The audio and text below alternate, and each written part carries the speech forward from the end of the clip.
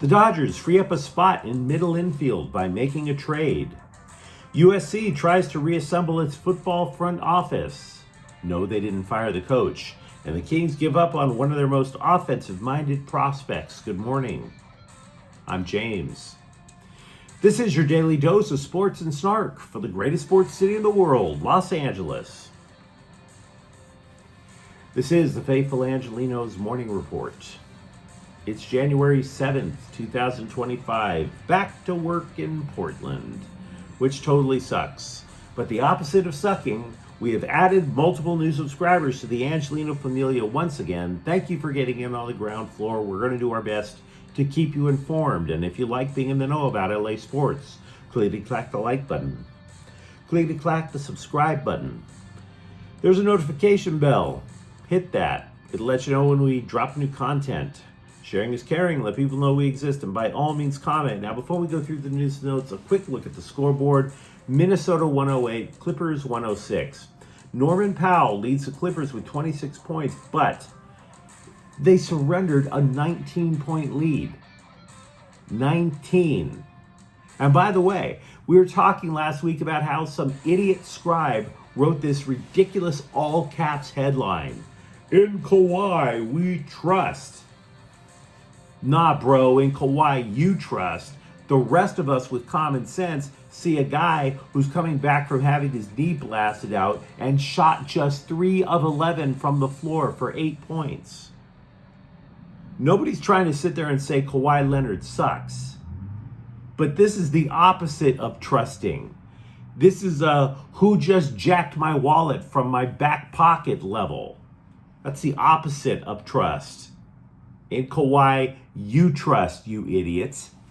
Meanwhile, today, the Lakers are at Dallas at 4:30, and 24th ranked Michigan plays 22nd ranked UCLA at 7 o'clock.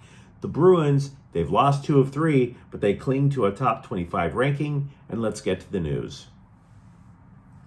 You know, as it turns out, Gavin Lux was, in fact, the odd man out. He's been sent to Cincinnati in exchange for a draft pick and a minor league outfielder, Mike Sirota. This is according to ESPN. Now, this became a necessity after the Dodgers signed Ha-Seong Kim of the Korean baseball organization last week. General manager Brandon Gomes said there was no rush to make a trade, and then he stomped on the gas to make one. So there's that.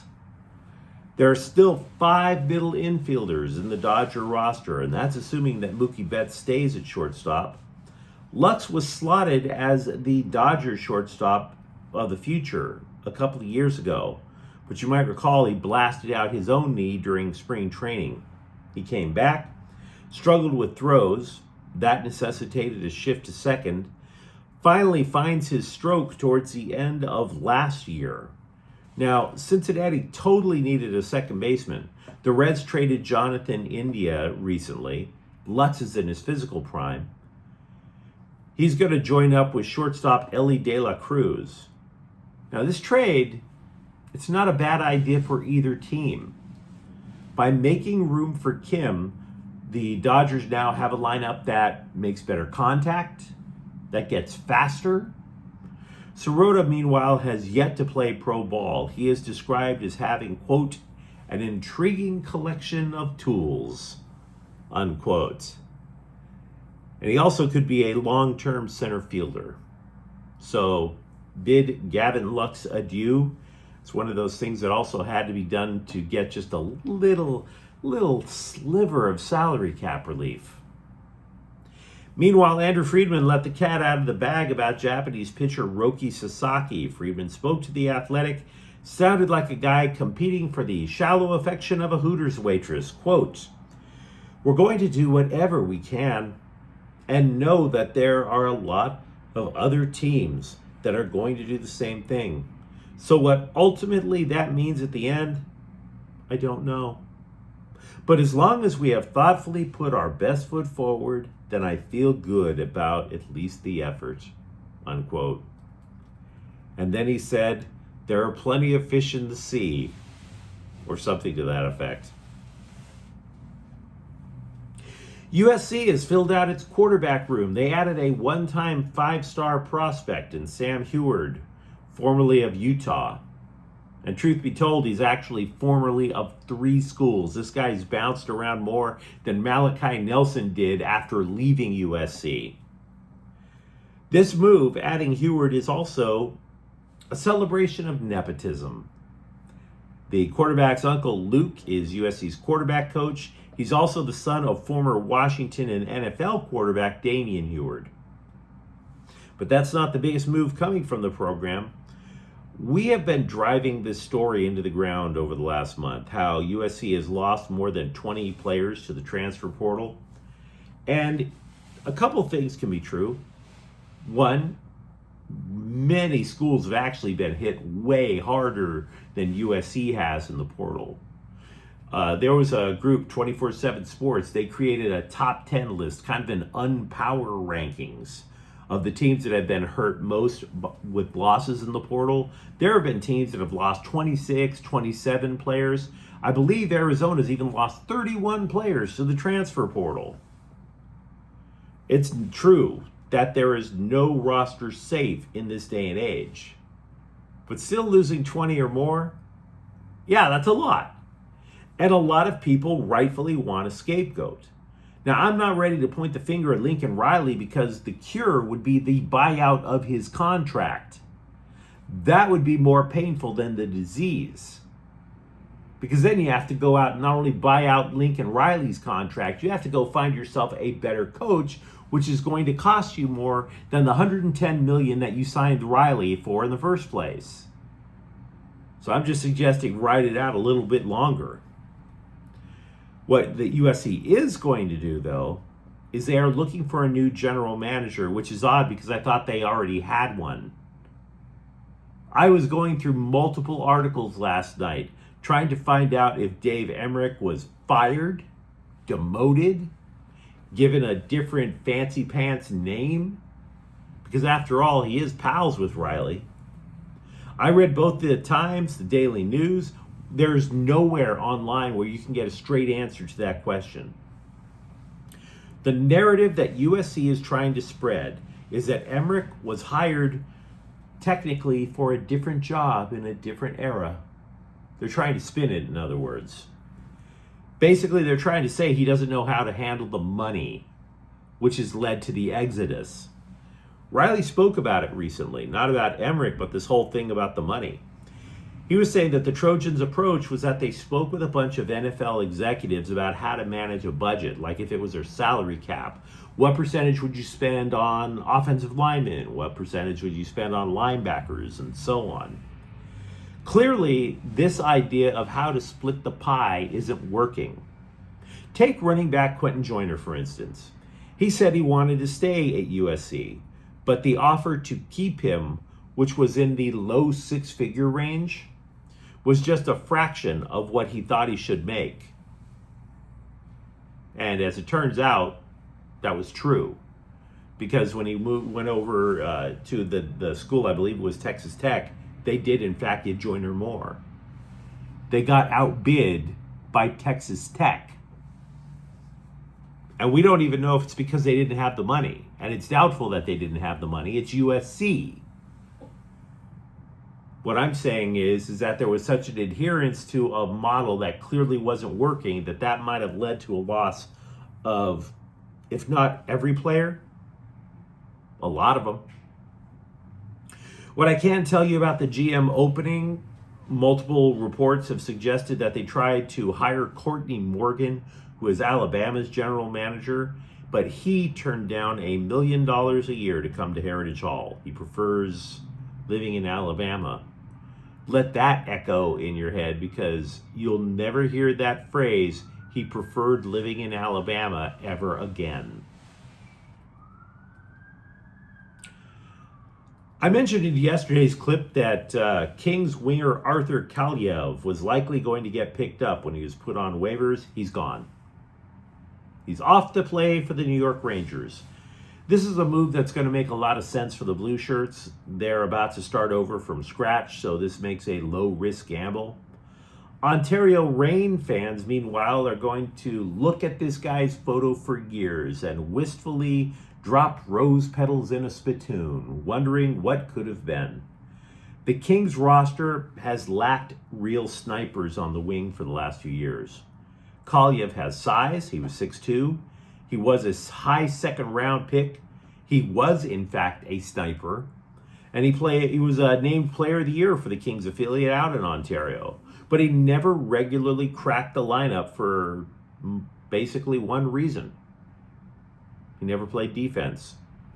Dude didn't even play in the NHL this year at all. He broke a clavicle in training camp, played 5 games out in the IE, and the Kings folks are like, you know what? He's still not competing.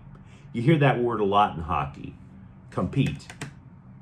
It's this nebulous thing, like a pitcher who has good stuff, and you don't exactly know how to define stuff. Hockey culture is like that.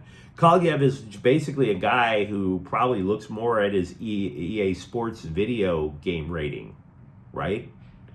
2 years ago, meanwhile, nobody ever heard of Alex Laferriere. Dude leapfrogged Kaliev. Why? His level of compete. It's often kind of hilarious watching somebody who was once totally feeling himself to get just slice after slice of humble pie.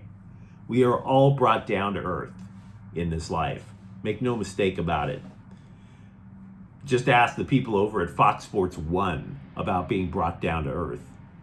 The night Ezekiel Elliott was drafted by the Cowboys, for example, he wore this like burgundy red dress shirt, which intentionally stopped just below the nipples. Had to show off the abs at all costs, even if it meant falling in the draft. Hey everybody, look at my abs. I eat salads, I do crunches, I take X-Lax, look at my abs. Now he's 29, still has the abs, he just can't run. Definitely doesn't even have the game anymore to pull off such a fashion faux pas. Well, the reason I bring up this lengthy description of Ezekiel Elliott is because you think he's a name player. He's not.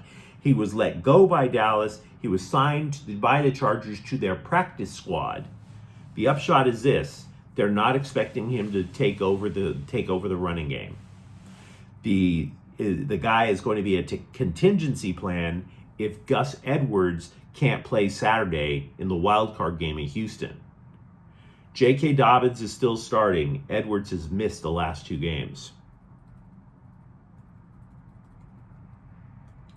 Speaking of running backs, Rams backup running back Blake Corum's season is over with a broken forearm suffered during Sunday's loss to Seattle.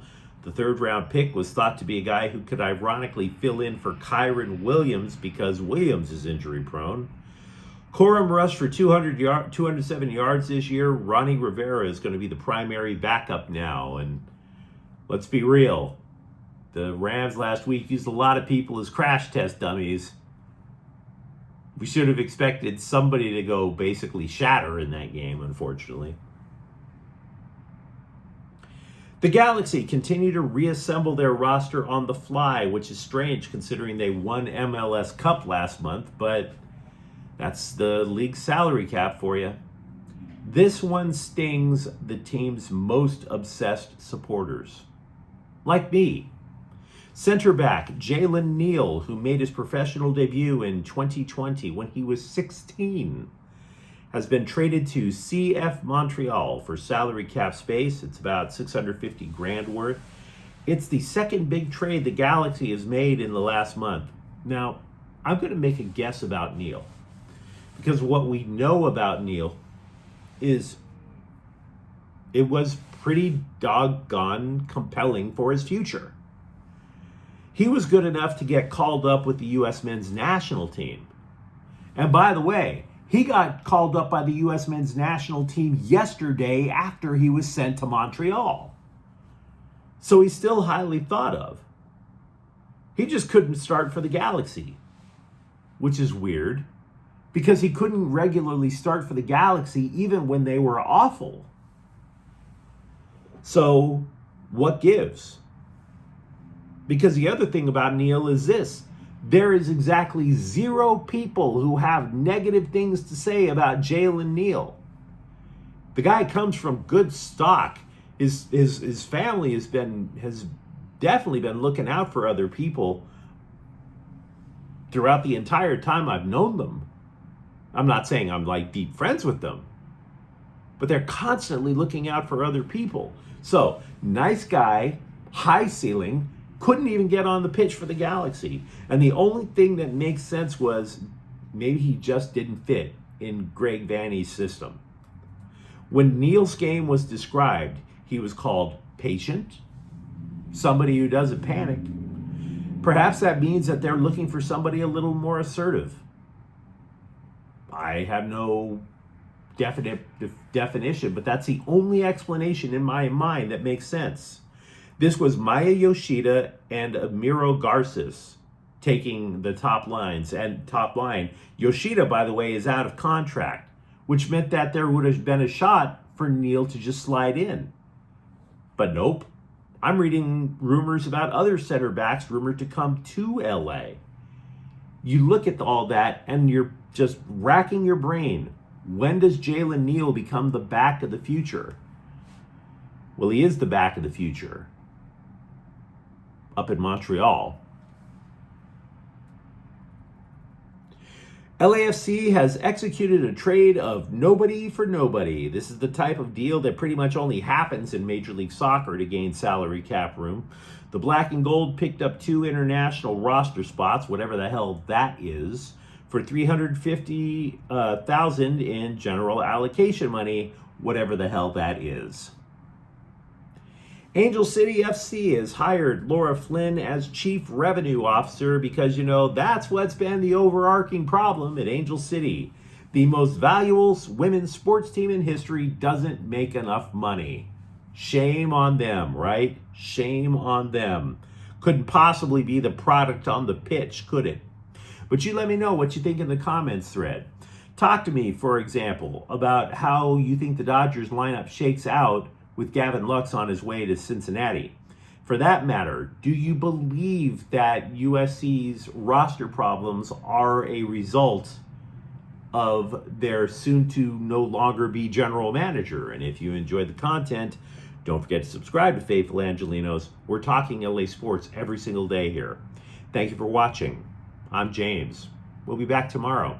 Faithful Angelenos is a Kian Cortel Queso production. Take care.